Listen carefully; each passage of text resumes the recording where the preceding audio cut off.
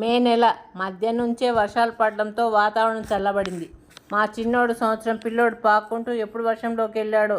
స్నానం చేయకముందే వర్షంలో పూర్తిగా తడిసిపోయి మొండిమొల్ల బాపనయ్య అంటారు కదా, అలాగా వర్షంలో తడుస్తూ నీళ్లను తపతపా కొడుతూ నీళ్లను గాల్లోకి ఎగరేస్తూ ఫుల్ సంతోషంతో ఆ బోసినోళ్లతో చూడ్డానికి రెండు కళ్ళు చాలవేమో అంత ఆనందంగా ఆడుతుంటే త్వరగా ఇంట్లోకి వెళ్ళి సెల్ తెచ్చి ఒక ఫోటో తీసి సెల్ పక్కన పెట్టి వెళ్ళి వాడిని ఎత్తుకుని ముద్దు పెట్టుకోకుండా ఉండలేకపోయా.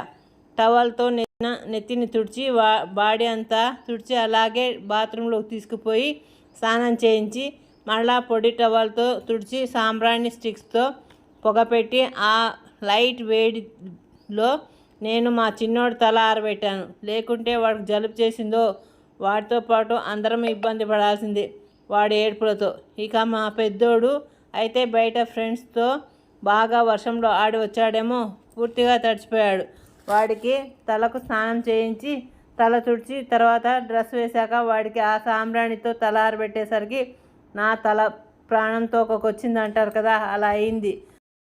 అయితే ఇన్ని రోజుల ఉడకపోత దెబ్బకు ఎలాంటి వారికైనా వర్షంలో హాయిగా తడవాలనిపిస్తుంది.